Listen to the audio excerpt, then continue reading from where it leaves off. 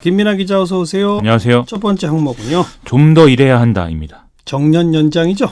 그렇습니다. 홍남기 경제부총리가 일요일에 KBS 일요진단이라는 이제 프로그램에 출연을 해서 이 정년 연장 논의의 필요성을 언급을 했는데요. 이게 뭐 때문인지 무슨 얘기들이 오가는지 좀 알아보겠습니다. 그래요. 먼저 홍남기 부총리가 정확히 뭐라고 했어요? 이렇게 얘기를 했습니다. 지금 인구 구조를 보면 앞으로 10년간 자기 같은 이제 베이비 부머 세대가 매년 80만 명씩 고용시장에서 벗어나게 되는데 10대에서 새로 진입하는 이런 사람들은 이제 40만 명에 불과한 이런 속도다라는 얘기였습니다. 네. 그래서 생산 가능 인구는 줄어들 수밖에 없고 그러면 고용시장에 인력 수요에 큰 변화가 있을 수밖에 없으니 이제는 이제 정년 연장을 사회적으로 논의할 시점이다라는 거였는데요.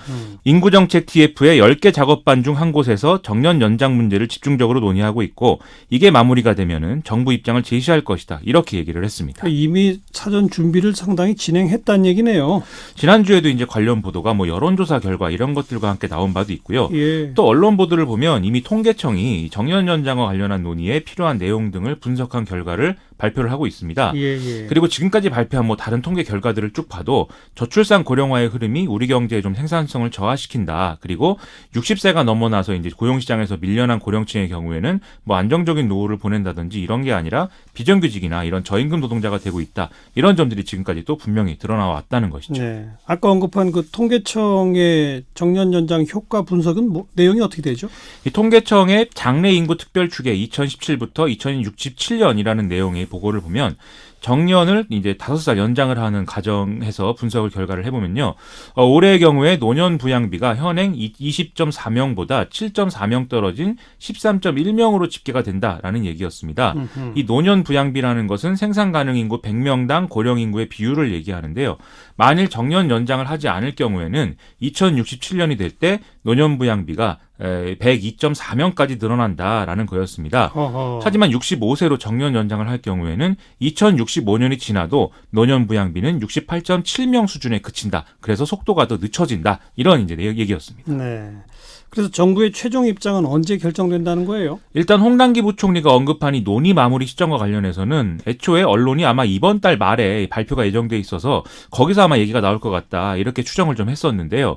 그런데 오늘 기획재정부가 언론을 통해서 좀 그렇지는 않다라는 입장을 밝혔습니다. 일단 이번 달 말에는 인구정책 TF 발표 내용에 이 정년 연장에 관한 구체적인 방안은 포함이 안 된다라고 하고요. 이게 정년 연장과 함께 인센티브 제공 등을 하는 그런 대책도 민간 기업에요. 있을 수가 있고 그리고 무엇보다도 시장의 이 수용성을 높이기 위해서는 임금 체계나 고용 형태의 유연화 등의 어떤 구조적 이슈에 대한 문제도 검토를 해야 된다라는 것이죠. 그렇죠. 그래서 일단 이번 달 말에 발표하는 내용에는 이 정년 60세가 도래하는 이 노인들에 대해서 재계약을 좀 유도하는 등의 민간의 자발적 고용을 유도하는 방향 위주의 대책이 들어갈 것이다. 이렇게 설명을 하고 있습니다. 네. 사회적 공론화를 시작하는 단계라고 보여지는데 반대하는 주장들은 나옵니까 안 나옵니까? 오늘 일단 나경원 자유한국당 원내대표가 이것과 관련해서 얘기를 했는데요. 국회에서 열린 원내대책회의에서 지금 필요한 것은 정년 연장이 아니라 노동개혁이다. 이렇게 주장을 했습니다. 정년 연장이 오히려 청년들에게 돌아갈 양질의 일자리의 어떤 문턱을 높이는 효과로 이어질 수 있다라는 얘기였는데요.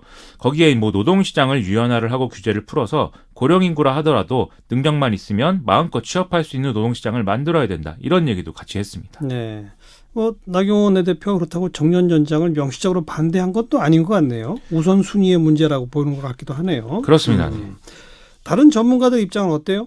정년 연장의 효과에 대해서 국책 연구기관끼리도 좀 서로 인식이 다른 상황 아니냐 이런 지적들이 같이 나오고 있는데요.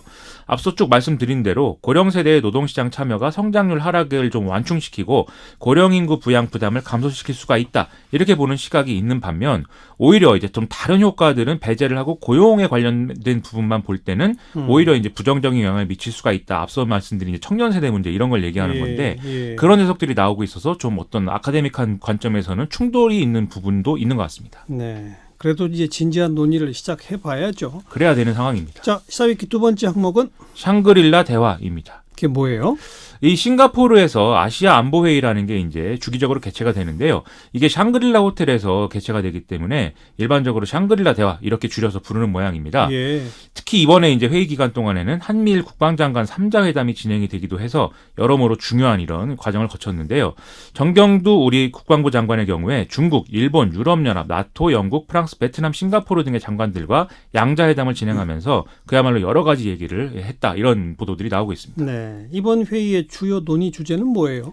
일단 우리 입장에서는 한일 관계와 관련된 문제가 이제 한일 국방장관들의 회담에서 중요하게 이제 다뤄질 수밖에 없는 상황이었는데요. 한일 양국은 국방 문제와 관련해서는 지난해 12월 초계기 레이더 조사 논란 이후에 좀 갈등 관계가 이어지고 있는 상태죠. 예. 이와 관련해서 정경두 국방부 장관과 이와야 다케시 일본 방위상이 40분간 회담을 진행을 했는데요. 초계기 레이더 이 조사 문제에 대해서 기존 입장을 서로 반복하면서 뭐 접점을 찾지는 못했다 이런 이제 결론입니다. 다만 동북아 지역의 안정적 안보 환경을 유지 강화하기 위한 뭐 한일 간 현안의 조속한 해결이 중요하다 이런 점에서는 공감했다고 하고요. 이와 관련해서 실무 협의를 지속 추진하기로 하는 데는 이제 좀 협의를 했는데 그래서 일단은 만난 것 자체가 좀 성과 아니냐 이런 얘기들이 좀 나오고 있는 상황입니다. 한일 국방장관은 그랬고 한미일 3국 국방장관에서는 무슨 얘기가 오갔습니까? 아무래도 이제 뭐 우리 입장에서는 대북 정책과 관련된 것들이 좀 주요 쟁점일 수밖에 없었는데요. 북한의 완전한 비핵화와 항구적 평화 정착 달성을 위한 외교적 노력 지원을 위해서 3국이 협력한다. 그리고 유엔 안보리 대북 제재 결의에 대한 철저한 이행 필요성 이런 데서 공감한다. 이런 내용의 어떤 협의가 있었습니다. 예. 그래서 정경두 국방부 장관, 패트릭 셰너엔 미국 국방장관 대행, 이와야 다케시 방위상이 어제 오전에 이런 내용을 담은 공동 언론 보도문을 발표하는 데까지 이제 협의가 이르렀습니다. 제재 이행에 방점이 주로 찍혀 있네요. 그렇습니다. 아무리 이제 한미일의 국방장관 회담이고 이게 아무래도 미국의 어떤 한미일 동맹 강화라는 차원에서 이루어지다 보니까 이런 이제 협의 내용이 나온 건데요. 예. 북한의 불법 해상 환적을 억제 방지 근절하기 위한 지속적 국제 협력 이런 것들도 공동 언론 보도문에 포함되어 있기 때문에 좀 북한 입장에서는 껄끄러운 이런 내용들이었다라고 말할 수가 있겠습니다. 네. 다만 최근에 북한의 미사일 발사에 대해서는 좀 한일 간의 온도차가 드러난 점이 좀 눈길을 끄는데요. 이와야 다케시 일본 방위상은 탄도미사일 발사는 안보리 결의에 명확하게 위반되는 것이다라고 굉장히 힘주어서 얘기하는 분위기였는데 정경두 국방부 장관은 이와 관련해서는 뭐 이스칸다르라든지 여러 가지 뭐 얘기가 나오지만 현재 우리 정부가 분석 중인 사안이라면서 좀 말을 아끼는 그런 분위기였다고 합니다. 그렇군요. 여기까지 수고하셨어요. 고맙습니다. 김민아 기자였습니다.